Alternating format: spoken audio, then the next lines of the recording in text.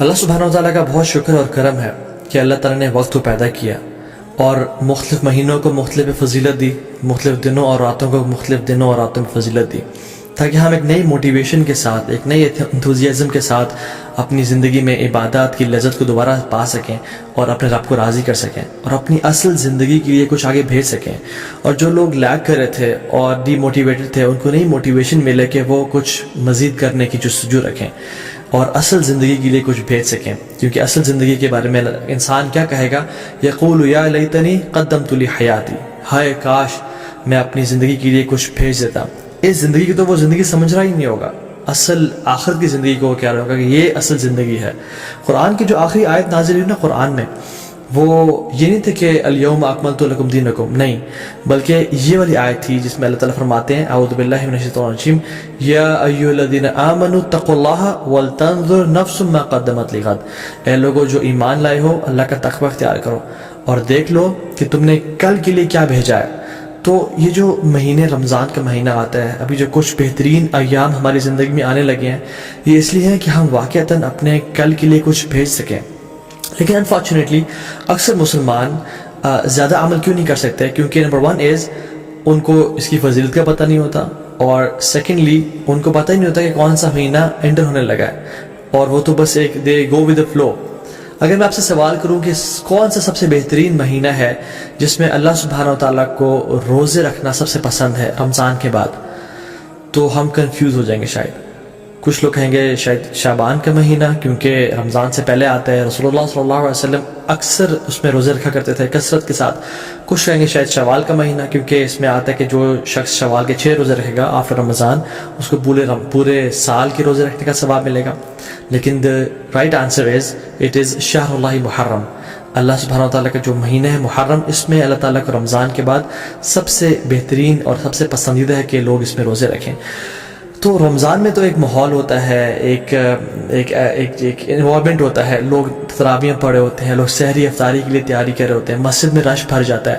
لیکن ذوالحجہ کے جو پہلے 10 دن ہیں، اس میں صرف وہ لوگ ہی اسٹرائیو کرتے ہیں، those who really want to shine out، those who are motivated، جو واقعتاً اپنی اگلی زندگی کے لیے کچھ انویسٹمنٹس کرنا چاہتے ہیں اور اپنی اصل زندگی کو سیکیور کرنا چاہتے ہیں۔ and this is the time which makes the difference، کیونکہ رمضان میں تو ہر بندہ ہی کوشش کر رہا ہوتا ہے، لیکن ذوالحجہ کے پہلے 10 دنوں میں بہت کم لوگ ہیں اور تھوڑے لوگ ہیں جو کوشش کر رہے ہوتے ہیں۔ ان کے بارے میں کیا آتا ہے قرآن و حدیث میں؟ اللہ سبحانہ وتعالی فرماتے ہیں اعوذ باللہ من الشیطان الرجیم والفجر ولیال عشر والشفع والوتر واللیل اذا یسر، اور فجر کی قسم اور ولیال عشر، اور 10 راتوں کی قسم۔ جمہور علماء کہتے ہیں کہ یہ جو 10 راتیں ہیں جن کی اللہ تعالیٰ قسم اٹھا رہے ہیں، ان کی امپورٹنس اور ان کی گرینڈیوسٹی کی وجہ سے، وہ ذوالحجہ کی 10 راتیں ہیں۔ اور یہاں پہ راتوں کا ذکر کیوں ہے؟ کیونکہ اللہ سبحانہ تعالیٰ کبھی اپنے کلام میں راتوں اور دنوں کو انٹرچینج کرتے رہتے ہیں۔ جیسے زکریا علیہ السلام کی ایگزامپل میں دیکھ لیں، ایک جگہ پہ آتا ہے 3 دن کا روزہ رکھو اور دوسری جگہ پہ 3 راتوں کا روزہ رکھو۔ سو یہ ایلیکوینس میں شامل ہوتا ہے۔ سو اکثر علماء جمہور یہی کہتے ہیں کہ یہ 10 راتیں ہیں وہ ولیال عشر، وہ ذوالحجہ کی 10 راتیں ہیں جن کے بارے میں اللہ تعالیٰ قسم کھا رہے ہیں، والشفع والوتر واللیل اذا یسر۔ نا سبحان اللہ، یہ جو قسمیں ہیں نا، ہم دیکھیں کہ کتنی امپورٹنس ہے اور سیکوینس کیسے ہے ان قسموں کا۔ والفجر، اللہ تعالیٰ قسم کھا رہے ہیں فجر کی، which is best part of the day، which is best part of the day، which is the، اللہ کے میں کیا فرمایا؟ اللہم اجل بارک لی امتی فی بکورہا، یا اللہ میری امت کے لیے برکت ڈال دے فجر کے وقت میں، صبح کے وقت میں۔ This is best part of the day. بلکہ کچھ علماء تو یہ بیان بھی کرتے ہیں کہ یہ جو والفجر ہے نا ود الف لام، یہ یوم العرفہ کی فجر کی قسم کھا رہے ہیں اللہ تعالیٰ۔ یہ کوئی جنرل قسم نہیں ہے، بلکہ یوم العرفہ کی فجر کی جو قسم ہے اللہ تعالیٰ وہ کھا رہے ہیں۔ ولیال عشر، اور بہترین 10 راتوں کی قسم کھا رہے ہیں۔ سو پہلی قسم کھائی best part of the day کی، دوسری قسم کھائی best days of the year کی، اور تیسری قسم کھائی والشفع والوتر، and by the odd and by the even۔ اللہ تعالیٰ best days in these 10 days کی قسم کھا رہے ہیں، which is the 9th and the 10th of حج، یوم العرفہ and یوم النحر، عید کا دن اور عرفہ کا دن۔ اللہ اکبر۔ اور پھر فرمایا واللیل اذا یسر، اور اللہ تعالیٰ یہاں پہ رات کے بہترین حصے کی قسم کھا رہے ہیں، which is the 3rd part of the night۔ اور پھر فرمایا حل فی ذلک قسم لذی حجر، یہ جو قسمیں ہیں نا، یہ صاحب العلم والفضل کے لیے بہت بڑی بڑی قسمیں ہیں۔ یہ ان لوگوں کے لیے قسمیں ہیں جو کہ they possess intellect and knowledge. تو قرآن میں تو ان 10 ایام کے بارے میں آ گیا. حدیث میں کیا آتا ہے؟ عبداللہ ابن عباس رضی اللہ تعالیٰ عنہ فرماتے ہیں کہ اللہ کے نبی صلی اللہ علیہ وسلم فرمایا there are no days in which righteous deeds are more beloved to Allah subhanahu wa ta'ala than these days. اللہ اکبر. تو صحابہ were surprised. انہوں نے کہا یا رسول اللہ والجہاد فی سبیل اللہ، کیا اللہ کے راستے میں جہاد بھی؟ انہوں نے کہا ہاں، اللہ کے راستے میں جہاد کرنے سے بھی افضل یہ ان 10 دنوں میں کیے جانے والے اعمال ہیں. اب صحابہ نے جہاد کے بارے میں کیوں پوچھا؟ کیونکہ جہاد فی سبیل اللہ، اللہ اکبر، یہ اسلام کی چوٹی ہے. اٹ از یہ اسلام کی سربلندی ہے، اور اتنے فضائل ہیں مجاہد کے لیے کہ ہم امیجن نہیں کر سکتے. آج اب اگر اس پر بات کرنے لگیں تو ہماری راتیں گزر جائیں.